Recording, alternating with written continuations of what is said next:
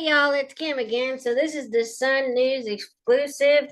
It says real reason Mackenzie Shirilla's mom lied, by Christine Russo. This is Dominic Russo's sister. She's been doing a lot of interviews, post all this stuff with the crash documentary. And so she's just clearing up some of the misconceptions about her brother and that kind of stuff. Whatever people want to say about him. I mean, I've seen kind of a back and forth between the two of those kids, at least on the text messages I've read. But who knows what's really going on behind closed doors, and you have young people who make bad decisions, that kind of stuff. But whatever. We'll let her talk, and we'll just give a little commentary here and there if I hear something that's kind of eye opening. But y'all listen up. Like I've been telling people, she laid in a hospital bed after killing two people. She was on Instagram and making TikToks, but her mother sat there and told me, father, that she was unconscious for like 4 days. So it was a lie. Why, they were lying and telling us that she was not waking up. Ever since Netflix dropped The Crash, the internet has been fixated on Mackenzie Shirilla, the Ohio woman serving 15 years to life for the deadly crash that killed her boyfriend, Dominic Russo, and their friend, Devian Flanagan. The judge described the crash as methodical and deliberate. But while Mackenzie continues to defend her actions in a prison interview and pursue appeals, the victims' families are left to deal with the real-world fallout. I'm Katie Forrest of the US Sun. Don't forget to hit that subscribe button and like so you never miss an exclusive interview. Joining me now is Christine Russo. Christine is Dominic's sister, and she's breaking her silence on Mackenzie's interview in the documentary, along with her fixation on her public image, as we revealed in Jail Calls, and her fight to change the law to prevent offenders from profiting from their notoriety tied to their crimes. Hi, Christine. Thank you so much for joining us. I know you must have an incredibly busy schedule at the moment with the amount of interviews. Obviously, this case has exploded. Are you shocked by the response, firstly? Was I shocked? No, we've been dealing with this for my brother, it'll be 4 years in July, and this has kind of always been highly publicized around our area, like Northeast Ohio. They've done some little shows, and I was notified by Netflix that it was going to be, a big movie, but I'm not shocked. I had a feeling that this was gonna, it grabbed attention, it got people talking, it was put out for entertainment, so I'm actually not, but it's been insane. It's huge. And I was wondering, did you know that she was going to be interviewed in the Netflix documentary? And if so, what were you expecting versus what you saw? They told me the first time they told me that they told me when I filmed with them, because I didn't agree to do the movie until they stopped production. I didn't want to do it. None of our family did. It wasn't until almost close to the end of them, they already wrapped up and things, that I agreed to do it. But they mentioned when I did my interview something along to try to interview her, but they did tell me that the Shirillas, that her parents had done it, and that was one of the reasons that I felt like I needed to be in it after the fact. Of course. When you did find out, they might be interviewing her or may have landed an interview, what were you expecting from that interview? How did you expect it to come across? Probably just how she came across. I think delusional, a slight bit psychotic, no remorse. I think people saw right through her, and that's exactly what I expected. Is this the first time, because you've obviously not seen her since the trial, I imagine, and her sentencing, if you were there. How did it feel to actually see her on screen? Was that quite emotional? Yeah, I think I cried for like a month after previewing the movie. I haven't seen the final version since it came out, but seeing it just makes me sick, honestly. It's sickening. It makes my whole family sick. It's hard to watch, it's hard to listen to. But yeah, since I have not seen her since the trial, that would have been the first time. And it's quite sickening. And obviously, we want to talk about their relationship, and obviously that you're now advocating for your brother after his death. Firstly, because of the success of the Netflix film, Hollywood often comes calling after successful documentaries like this. Have you heard anything about there being a movie made, and how would that make you feel if people in Hollywood did think that this was something that could become a movie? Right now I'm like trying to ask the public after the Netflix movie came out, like this has not been, our family it's not good for us. Like it's just been so hard. We do not want any more movies or documentaries coming out, unless we're the ones producing it, you know what I'm saying? And it goes what we want to say, I guess. But even so, shedding light on and sensationalizing my brother's murder, it's just we're done with this, you know what I'm saying? Like this is like, I hope this is over in a couple weeks. I keep telling like my dad, who keeps reading comments and hate messages and things, like, Dad, this is going to blow over, and then we're just, I'm trying to, with my podcast and my foundation, to establish something, and the platform that I've created to try to change, make a little positive come out of this tragedy in any way, shape, or form. But no, that wouldn't be, we would not want that. Nobody needs Shirilla the Killer, the movie, at all. She would love that, and that's what we don't want to do, right? We don't want to give her any more attention. Let's cancel Kenzie, cancel them other creeps in the show, the documentary, cancel a lot of things. There's a lot of bad people, trying to get famous and what is it called? Rage baiting or clickbaiting, whatever it is. And it's infuriating to sit back and watch people try to use your brother's death as, their tools of gaining attention. And that's the other thing, is the petition that I started. I don't know if you saw that, the Dom and Davion's law, with the petition to modernize the Son of Sam's. That's a big thing. Like, we don't want her gaining any fame, fortune. That's all they've ever wanted. That has like 100,000 signatures, I think, so far, but very, very important to us to get that law. In the documentary, Mackenzie claims for the first time on camera that she is not a murderer, but simply a driver of a tragedy. Hearing her say that, those exact words, what goes through your mind? She's just trying to save face and make herself look better.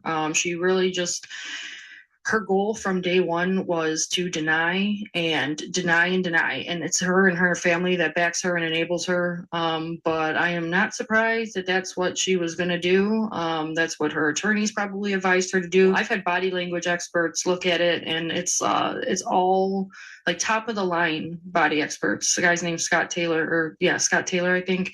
And I've had experts look at it and review it, and her body language, everything, it's all bull. It's all a facade. And obviously, she's still trying to appeal. I think she's not up for parole until 2037. When that time comes, will you be contacting the parole board, and how would you describe her character? Oh, without a doubt, we're going to all be at the parole board. We were going to be at the parole board the second that she was convicted, with plans of going there. Now with just so much more ammo, because the family doesn't stop left and right. They just did 2 other interviews this week where they're bashing my brother, his character, his legacy. That's all he has, and our family, and lies and manipulation. They've made it so much worse for themselves. They show no remorse, don't take accountability. But we will be there. And with all of these clips and audios and, witnesses that are in prison with her, we'll be there. There's no way she's going to be paroled. And you recently stated that Mackenzie is rotten to the core. Was there a specific moment or statement she made during her interview in the documentary that solidified that feeling for you? No, just I think knowing as a person what she did, who she is, who she was, what she's doing, with her family behind her, she's just a bad seed from day one. I've heard from, with this coming out, I've also had, acquaintances and friends and things, people that knew her growing up, that have come out and told me heinous, disgusting stories about how that family was and how she was, the bullying, things that I obviously didn't know about. I'm 13 years older than Dominic, so I didn't know she was a terrible bully, a mean girl in school, things like that. There has been so much that has come out, and I've heard so. And even before that, after that, I mean, she murdered my brother. So if that's not a bad seed, I'm not sure what is. Well, I mean, and the thing is that's why I think other people are out here still trying to make sure this never dies, because the parole board does need to see what type of person she actually is. Just saying. We'll let her. Much of the public narrative is about Mackenzie. You know, to talk about your brother, is there anything that people are missing about what he was like as a brother, a son, and, you know, a human being? Because I think people are missing the humanity behind this and focusing on her. Yeah, it's another reason I have the podcast, is to try to bring awareness to the families behind true crime. You know, like, we are a family. He was a real person.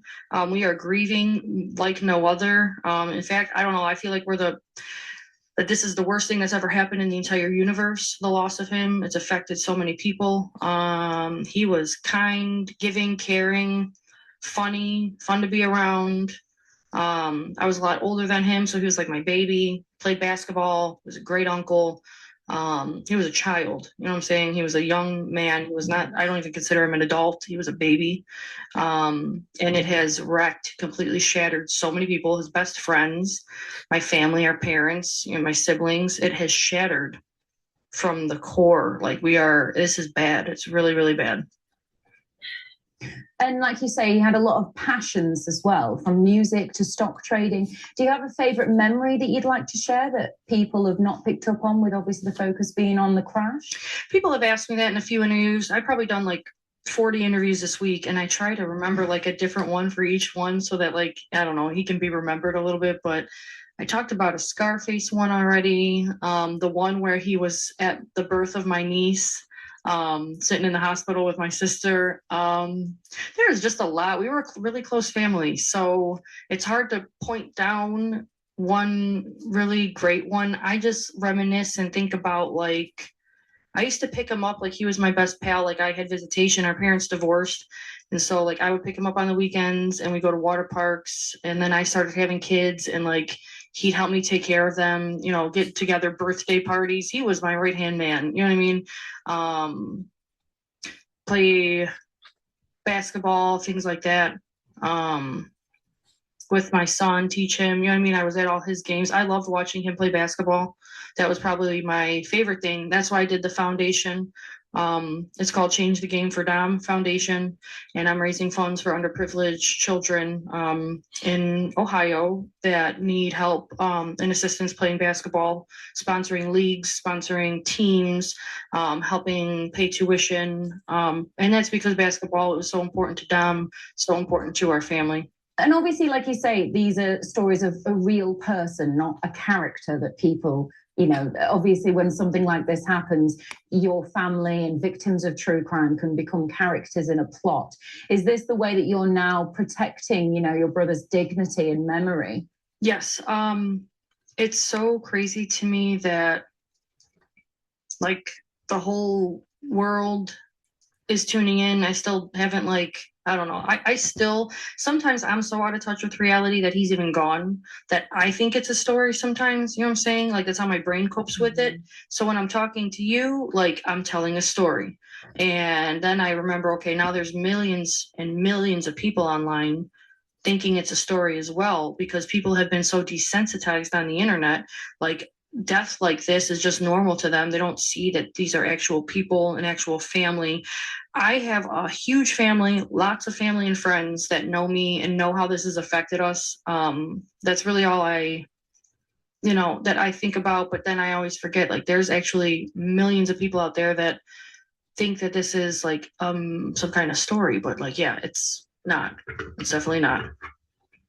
And Mackenzie is still 21 at the minute. Do you think there's ever going to be forgiveness? Do you think she's ever going to change how she feels about this? I know she stated she wakes up every morning and is trying to be the best person that she can be, and feels a void from losing Don and Damien. I can see you grimacing there. I just spoke to two girls that was in jail with, and she wakes up every day at 6 a.m. to do her hair and makeup and bully people in the prison yard. And it's like a socialite in prisons. She is so self-absorbed and selfish. If she does ever pretends to show remorse, it is just that she will be pretending. She is a narcissist. They don't do that. So the parole board, any appeals, anything, they will see right through her. Any judge, any doctor. She ever comes to a point where she decides to show remorse, her terrible family, we know that it's just an act.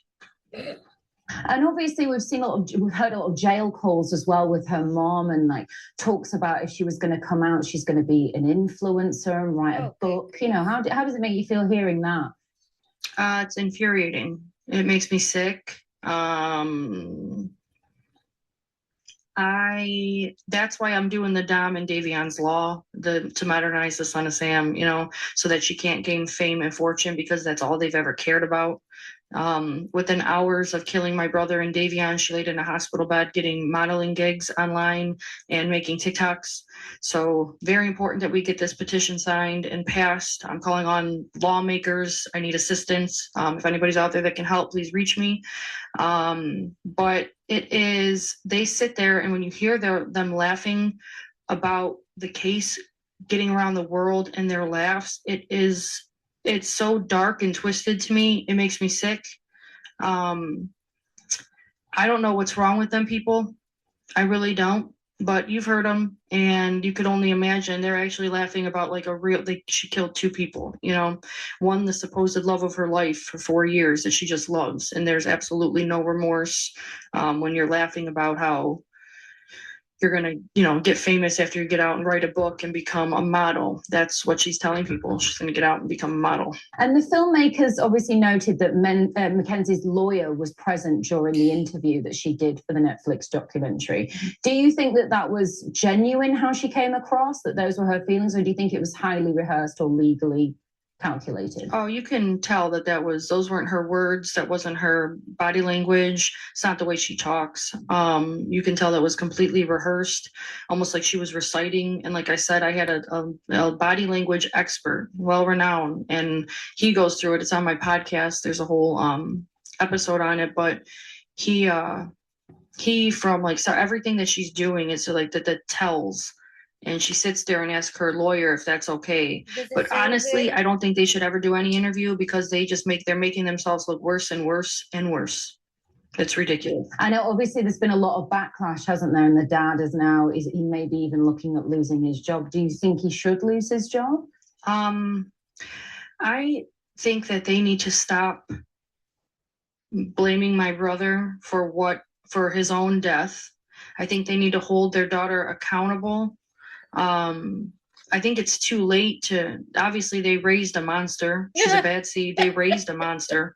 I don't want to say, I don't think anybody should, I don't want to put that on them. I don't wish bad on anybody. I think they need to change and become better people. Because there's not places in heaven for people like that. And obviously we've seen since the Netflix documentary came out, all of the jail calls, thousands and thousands of text messages, different court documents. How do you seen everything that was available before this, including text between your brother and Mackenzie? And is there anything that's come out recently that you didn't know or you hadn't read that shocked you? I haven't known anything. So I knew this Netflix movie was coming out, and before that, like, I refrained from my entire family. I have one brother who sits there and reads comments and drives himself crazy, and we always got to tell him stop, you know what I mean? But I have refrained from I won't look at his text messages unless someone points out something really important to me. And it's like, hey, Christine, you need to see this. Like, I would not go in and look at my brother's private text messages. It's an invasion of privacy. I would like to know how to get that off the internet. I have not listened to the calls. Make me sick. So now I hear like bits and clips doing the interviews. I tried to review some with the podcast, but no, I don't. A lot of it, most of it is all new. I know she's guilty. I sat through the trial. You know what I'm saying? So like, and I knew her as a person, and we know what happened. Now, the after the fact, all this drama and the spotlight on it and how she acts, that's just showing the world now what a terrible person she is. I already know. But no, I haven't listened to any of the stuff. Because there are thousands of text messages that show how, she was threatening him previously. That must be really disturbing. You don't want to see them in black and white now. Yeah, I just wish that I wish I would have known. I wish I would have saw it prior. And, I don't want to look at it because it's like, I can't do anything about it. So what's the point looking at it now? I know she's guilty. The world can see it now. The text messages, her threatening him, that's just showing the entire world. We already know. The judge found her guilty for a reason. She's not getting out of prison for a reason. And what were your first impressions of her? I know you've spoken about this previously, but just give us an insight into what your first impressions were and whether you thought she was right for your brother. First time I met her, we were in his backyard, and she came over in a little skimpy top. Didn't show me any attention, any respect, wouldn't say hi to me, didn't introduce herself. I remember her like flinging her, and this was probably 8 years ago. But I think she was like flinging her body like all over him, and like, what I'm saying? It just wasn't very respectful. Instantly did not care for her whatsoever. I thought she was pretty trashy, too trashy for my brother. And you felt she was disrespectful towards your family at all? Yeah, just the whole like that to everybody. Her not introducing herself, just the way she carried herself. She was just so, you could tell she was self-absorbed and I don't know, floozy-ish, I guess. You could tell instantly Floozy-ish how she was. And they were together for 4 years. Was it on and off? And obviously they lived together. Was there any point where you tried to intervene and try to pull your brother away from her, or you just wanted him to make his own decisions? There are family members that did that. I did not. I was not aware of what had been going on, but there are family members that definitely did that. And tried to intervene, and that he confided in. And was there ever a moment that you realized Mackenzie wasn't just reckless, but dangerous? No, not until after the fact. I did not know that, no. He didn't ever tell you he was scared of her or scared of anything that she might do? He confided in other people, just not myself, but I have heard firsthand that, yes, he had. And do you feel now that there are any warning signs the public still doesn't know about that were there in the beginning? Just, I guess, like I've always said, like the isolation and her having to be with him all the time, but nothing like, I mean, God, you don't ever think somebody's going to murder your brother. You know what I'm saying? I don't know. Unless she came out with swinging knives, that would be weird. You know what I'm saying? But like, I wish she would have. That would have been a great sign, and maybe ran faster. But no, there's really, I don't know if you ever see signs like that in a narcissist. You know what I'm saying? They are very much, they hide these things. So, nope. And it seems that she's the same person in prison from what we've heard. How has it been to hear how she is behind bars? I am not surprised whatsoever. They're actually not even a tad bit. I talked to Cheyenne and Kat that were in prison with her. And they had a lot to say. I think Cheyenne dated her, but like, I don't even know if it even surprised me. She plans on coming out, getting modeling gigs. She's a bully in there. I'm surprised that she's living so lavishly. Actually, I'm not, because everybody's sending her money. We have to stop that. I want to bring awareness to not giving her attention. But I guess she's living lavishly in there, and she's a bully. I'm surprised she's got it so good. Honestly, I was expecting different. And obviously there are still a few people that believe that she's innocent. Do you have people like that reaching out to you, and what do you usually say to them? Somebody got my phone number this morning and was texting me the most disgusting things. I see it online. I'm not paying it any attention. I think it's the internet. There's a lot of trolls out there. There's a lot of bots, a lot of trolls, a lot of misinformation, a lot of false accusations. You only get pieces of a story. You don't know everything. I'm sure you know that. You guys see it, but it's like, I don't care. I guess sometimes it gets, I'm not looking at comments anymore, put it that way. But we know she's guilty, so it doesn't, and the world knows, and the judge knows, and who matters? They know what happened. It doesn't matter what all these people think online. You know what I mean? But there has been a lot of threats and trolls, just complete weirdos that I picture in a basement alone, around 50 years old, cats, and just they sit behind a keyboard. And you know what I'm saying? You've had death threats of people that still believe she's innocent? Yeah, like threats, like I said, I got some pretty nasty text messages this morning. I don't know how my number got leaked, but I'll change it. I don't care. God knows what happened, and it's all that matters.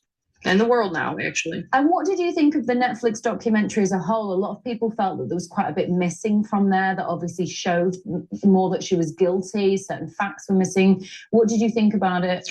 I thought they did a pretty good job, I guess. The production company, Netflix, they were really nice. It was their job to make an entertaining movie. I thought that of course there's going to be misinformation, and of course there's more facts to the story because you only have, what was it, an hour and a half or something. So there's a whole lot. And if you watch my podcast, I try piece by piece to review missing facts and misinformation and things like that. But there's only an hour and a half, and I thought they were pretty fair. I mean, look at their interview. They didn't even have to do anything else. They could have just played her and people would have hated her. Like, look, she looked like a psychopath. So. And I think it was in March 2025 when the 8th District Court of Appeals denied Mackenzie's request for a new trial. Yet she continues to file appeals. Is that quite exhausting for your family that she keeps trying to get a new trial? Yeah, because I guess it weighs in the back of our minds at all times, and she won't stop the appeals.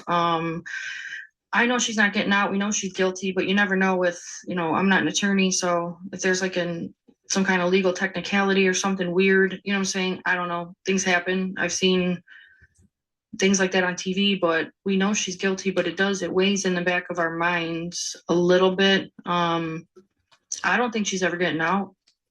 And she said that she doesn't remember anything and even talked about getting a hypnotist to try and remember what happened.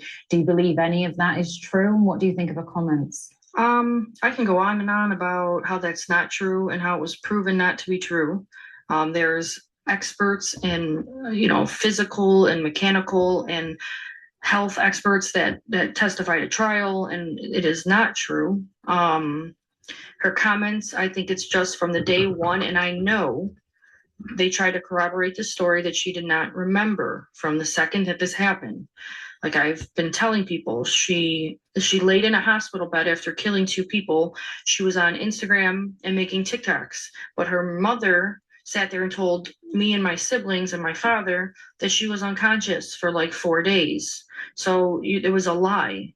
Why, they were lying and telling us that she was not waking up and, she was unconscious, but like now come to find out she was very much awake and conscious, and they were just trying to corroborate a story. You know what I'm saying? So I know these things, but.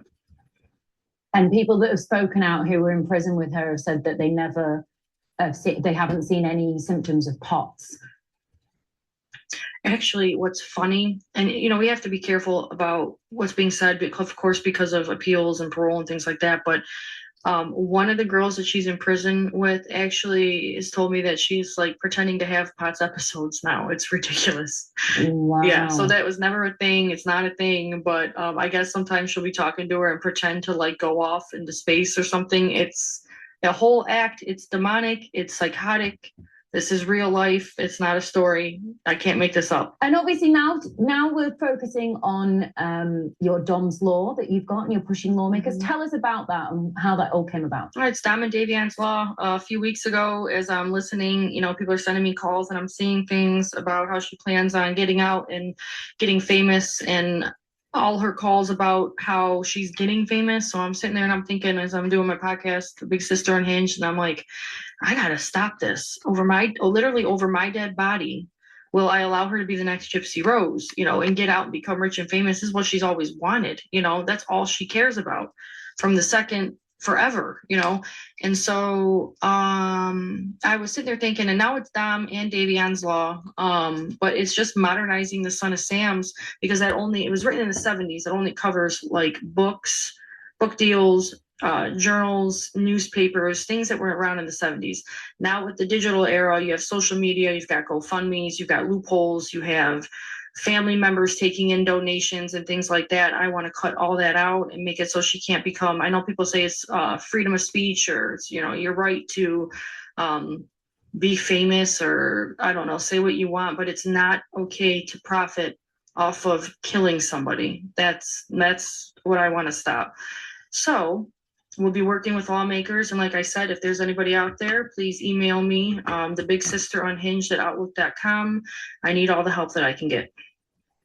And what has the response been like so far to that from Ohio lawmakers and within the community? I think the petition already has like 100,000, I haven't checked it, 100,000 signatures. People are going, it's not just Ohio, the world needs this law. It's all over the place. I just got off the phone with, off an interview with Nancy Grace, and she was like, this is like, it is long due. It does not cover the Son of Sam's, doesn't cover, not all states have it, but it doesn't even cover, like anything that's going on in the world today. People are getting out of prison and they become TikTok famous, and they become YouTubers and things. Like, I'm not knocking them, but you shouldn't be able to profit off of killing somebody, you know what I'm saying, and becoming famous for that. And like you say, it does seem that seems like she wants to be the next Gypsy Rose, and obviously wanting to get Kim Kardashian involved.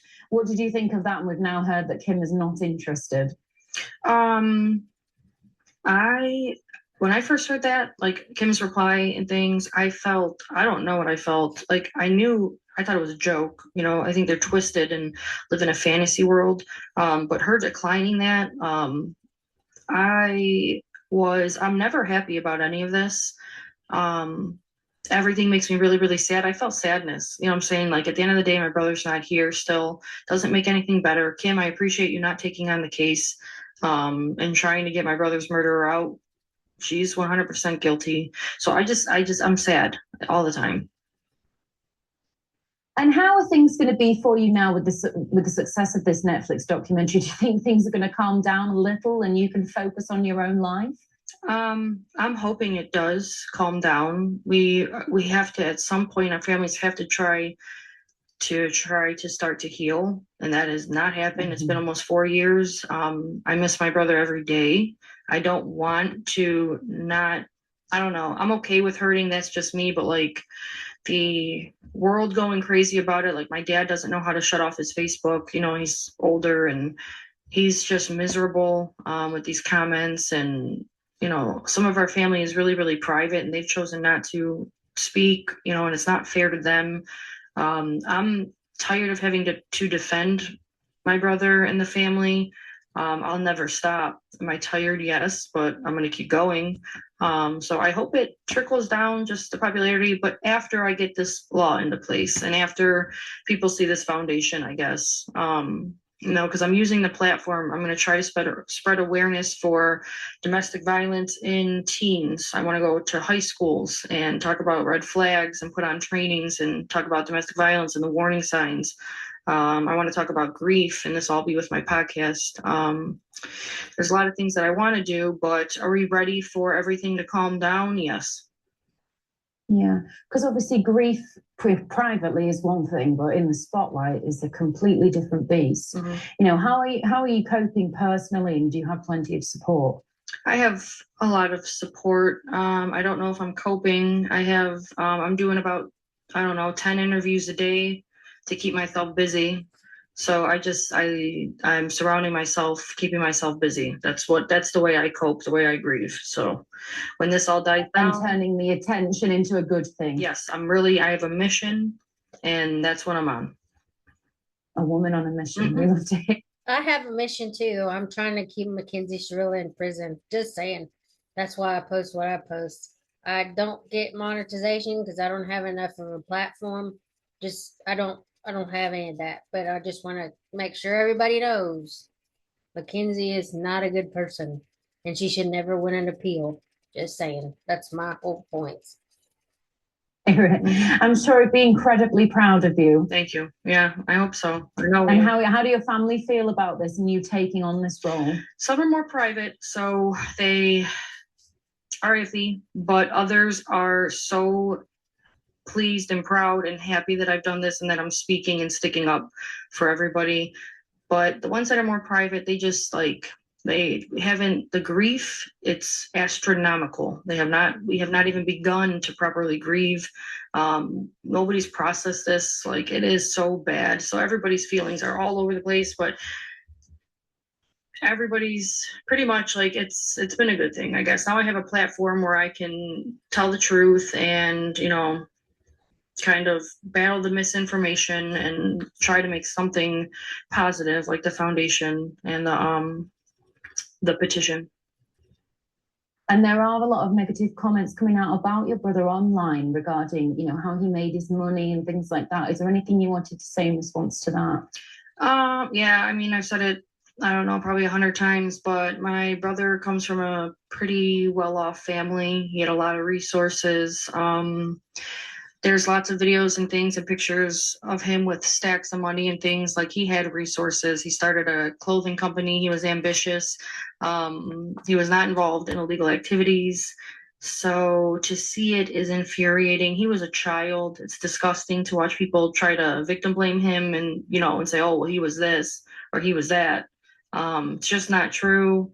And it's gross for people to talk like that about someone who's not here. That's why I'm doing the podcast. And people sort of thinking, oh, he deserves to die. It's not. Mm-hmm. Oh yeah. Some of the comments have been absolutely horrendous that we've seen. My dad got one the other day, and somebody said that he deserved to die, that he was dealing hard drugs or something, and I was like, that is so. It's not true at all. And my dad is like, it's so. Why are people saying these things? I'm saying? The internet runs wild. So things like that, yeah, it's all over. Everything that you see on the internet, guys, most of it is not true at all. So. And you said, obviously, thank you for giving us the time today. Mm-hmm. Thank you, though, for giving me the opportunity. Yeah, thank you. Well, that was certainly eye-opening. And Christine is an incredible sister for the way she's... All right, we're going to stop it here. But, I mean, yeah, I want Mackenzie to spend the rest of her days in prison because obviously she's not a good person at all. But I will talk to y'all later. Y'all have a good one. Bye.